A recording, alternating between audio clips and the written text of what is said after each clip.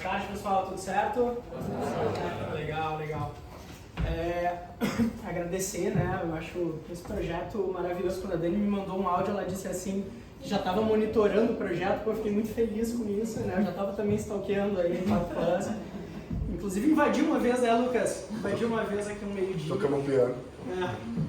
Mas queria levar um pouquinho da nossa causa aí para vocês, ver se vocês acham interessante, dizer que é totalmente coletivo, todo mundo que quiser participar, para nós é uma honra. Nós somos aqui do Hub Nave, fica aqui do lado, né, do Mota. E dizer que ela começou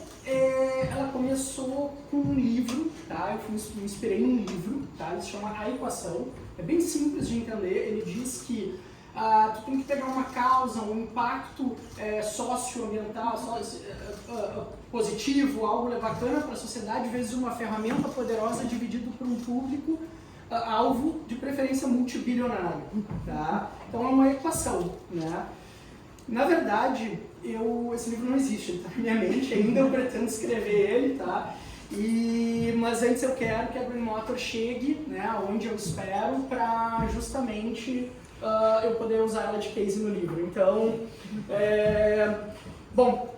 como começou então a causa? A causa é o menos desperdício de alimentos, né? Porque poderia ser não escravidão, poderia ser várias causas maravilhosas que eu com certeza me engajo, mas enfim, né? Tu andar aqui, acho que quase todo mundo é de Porto Alegre, né? Enfim, andar na Ipiranga, ver as pessoas ali passando fome, morando ali, pelo menos foi a causa que eu escolhi minha bandeira pessoal. Vezes uma ferramenta poderosa. No caso, a gente escolheu inteligência artificial. A gente viu que teria tudo a ver com essa causa, e aí eu já vou explicar como. E aí, o público-alvo que nós escolhemos para atacar no início foram os supermercados. Tá? Enfim, né? Em 2020 faturaram 556 bilhões. O maior varejista do Brasil é o Grupo Carrefour, né? Magalu, Via Varejo, né? Então a gente atacou eles. Green Motor. Então a plataforma que elimina o desperdício de perecíveis, tá? Claro que aqui, o que a gente faz basicamente? Qual é o nosso carro? Para ficar bem fácil de entender. Hoje, através de inteligência artificial, a gente pega um SKU é um item de supermercado, maçã Fuji, né? Maçã Gala é outro SKU.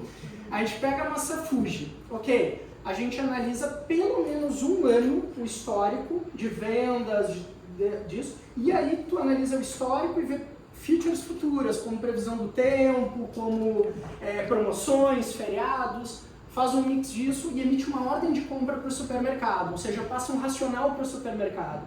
Hoje o supermercado, ele tem tirando, claro, GPA, Grupo Carrefour, Zafari, que tem pessoas bem sêniores, mas também não tem inteligência artificial. Tem uma figura de um cara chamado comprador, e esse comprador, ele compra por feeling. Ele vai na Ceasa, acha qual é a quantidade e acaba tendo desperdício. É um desperdício absurdo, muito grande. Então, a nossa ideia é essa, é passar um racional para o supermercado. Olha, semana que vem você não deve gastar 100 mil reais em repolho, você deve gastar 80 mil reais. Logo, ele desperdiça menos e economiza mais. Nosso time, eu tenho um case já de uma startup, que eu não faço mais parte como executivo, mas sou sócio fundador da Play Delivery, o Last Mile, tá? O Last Mile total. Ela está em 130 cidades, enfim, já passou por 2 rodadas. O Rodrigo, um economista, enfim, cara brilhante. E o Luiz, acho que o pessoal da Bro aí já conhece bem, né? A figura do Luiz, né? Doutor em inteligência artificial, então um grande CTO, a gente é muito honrado de ter ele. O Hub Nave, por óbvio, o Tecnopool, que também fazem parte do cap table da Green Motor. E aí, né? É devastador, né? A gente perceber que, por exemplo, 8 a 10% das emissões globais que vão para o efeito estufa estão associados a, segundo a ONU, alimento jogado no lixo. E 1/3 da população global é desnutrida. Né?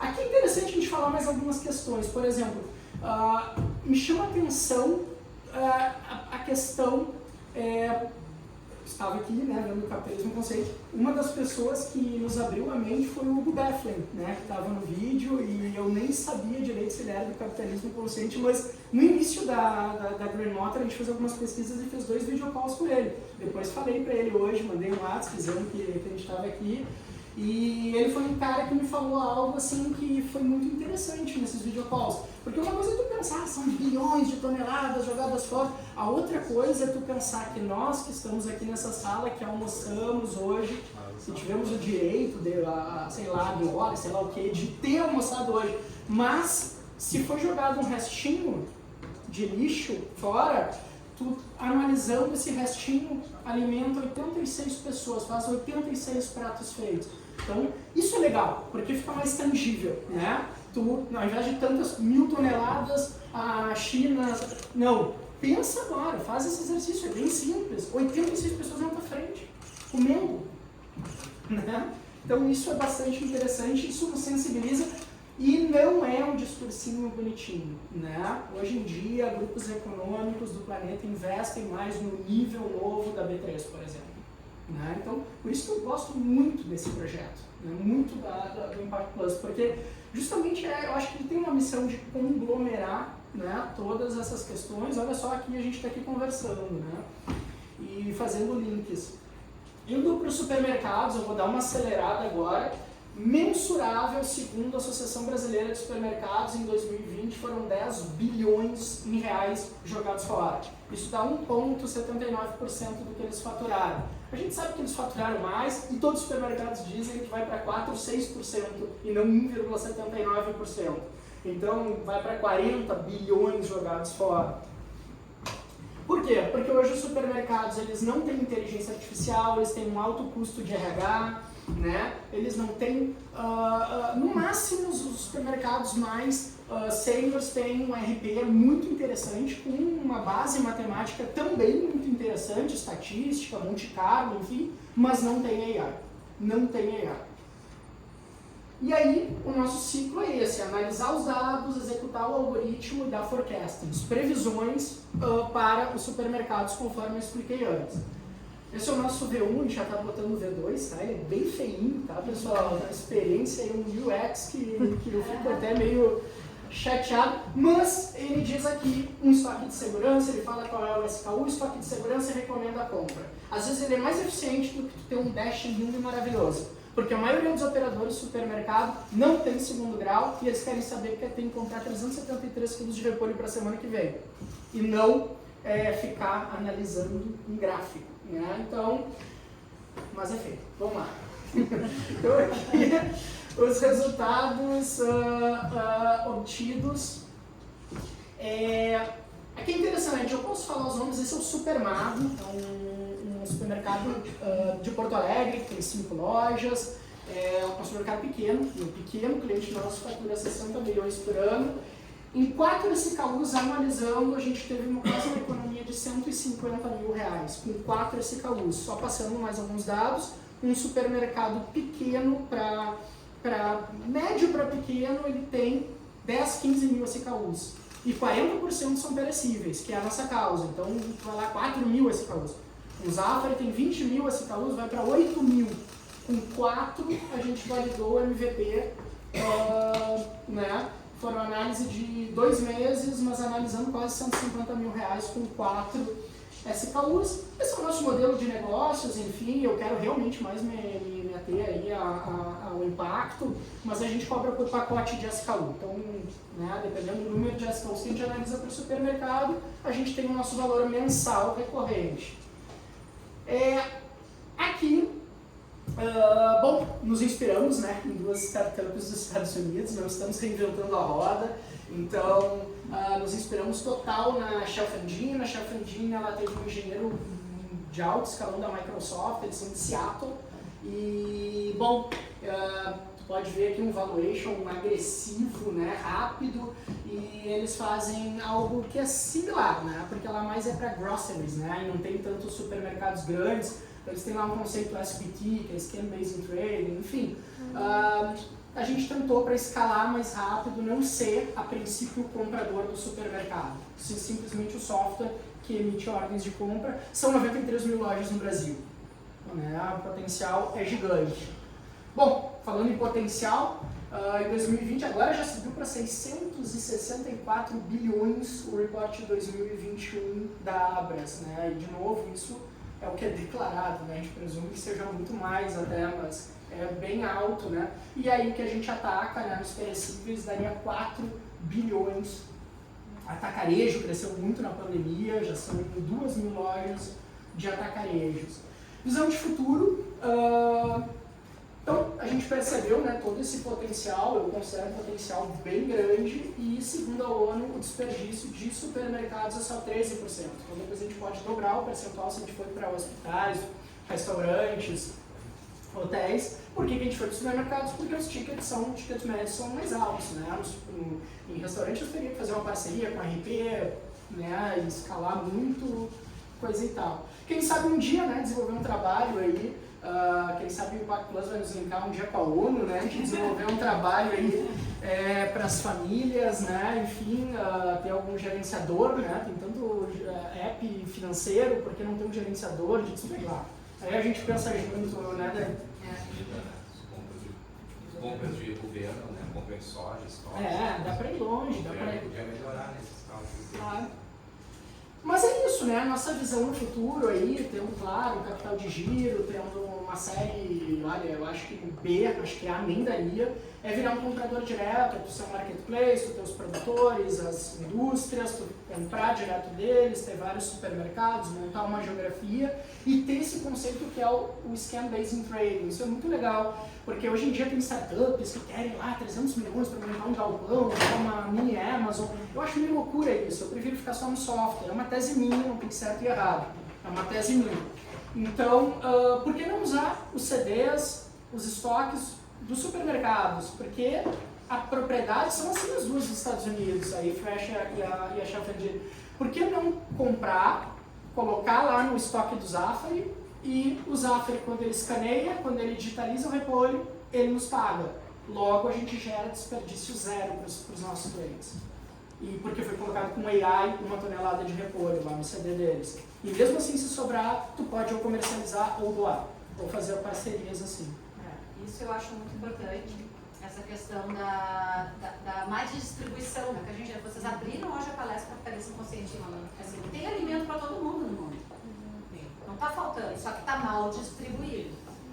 Então, a questão que tu falasse do desperdício é um problema seríssimo, por isso que eu acho a Binota sensacional. A gente sabe que é muito difícil ter a gestão dessa inteligência, que realmente nada como a tecnologia para nos dar as informações corretas. E isso, a gente vê desdobramento do teu negócio incríveis, né? Tu pode avançar, e uma delas que me incomoda muito é a questão ali tu evita a compra, né? Então tu evita o desperdício, tu evita a compra. Agora, o ideal seria ter um canal justamente de destinar esse alimento antes que ele vença. E a gente sabe que o supermercado até gostaria de fazer isso, mas é muita coisa para ele pensar, não sei como fazer. Ele prefere comprar mais do que não ter para vender. Esse é o mindset do varejista. Destinar esse resíduo, que é o ativo, a gente sempre fala assim, resíduo é ativo, a gente não fala lixo, fala resíduo. Ele é um ativo, ele mata a fome. Né? E eu sei que as políticas dessas questões de alimentos estão mudando, né? Então, ou alimentos que vão vencer, por exemplo, né? Então isso é algo que é bem provocativo, tá? Porque isso pode ser, se tiver um sistema que realmente o supermercado não se preocupe, porque ele não quer ter trabalho, mas se ele souber que ele consegue destinar esse resíduo, isso gera valor positivo e ele tangibilizar isso, seria muito bacana. Tem um aplicativo no Rio de Janeiro, não sei se você conhece, como é que é o nome? Eu sou o Edu.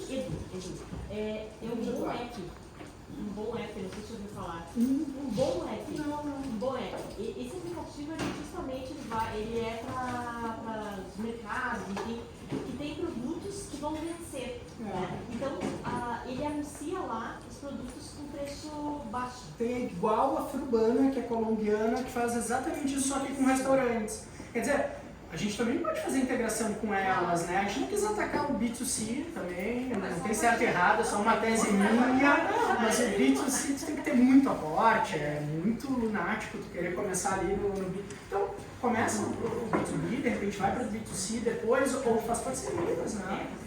É legal, acho que é uma cadeia toda que está ajudando, né, nessa questão da distribuição e também no desperdício alimentar, né? Porque vai haver histórias, às vezes as pessoas e eu acho assim que é muito estratégico, inclusive assim quando a gente fala, né, de tu tá direto naquela ODS 2 ali, ó, fome zero, né? Então assim, é muito importante porque na verdade, se o supermercado tivesse uma agenda. Só desculpa, Dani, eu cheguei aqui com medo de falar que a gente estava encaixado numa ODS, mas se tu tá dizendo. Não, tem várias, tá? Eu já adoro botar ODS no seu questão. Eu até tinha uma lâmina na apresentação, tô estragando isso aí. Tirei, claro. Não, mas daí quando eu vou conversar sobre isso, vai botar. Vamos. Vai, Edu, vai, só vai. Vai ser medo.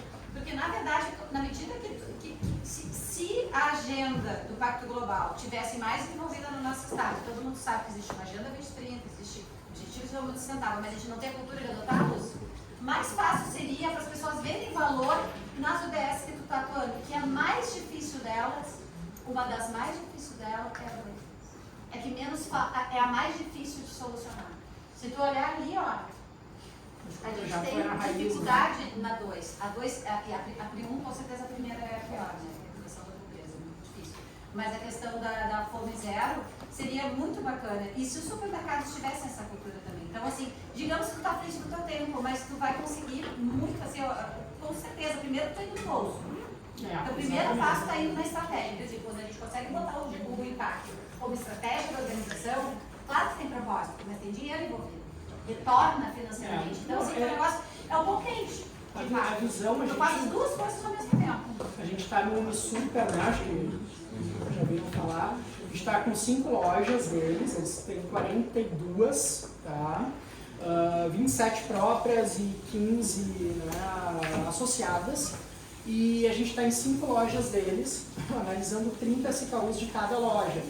E eles veem, assim, muito valor nessa questão, porque quando eu mostrei a minha tabela, ele falou, cara, eu posso até, se eu tenho 3 milhões, eu posso te dar 10, 15%, que daria muito mais do que a minha tabela ali, entendeu? Então, mas é isso, né? Tem que mostrar a acurácia melhor que a gente está conseguindo uma AI legal.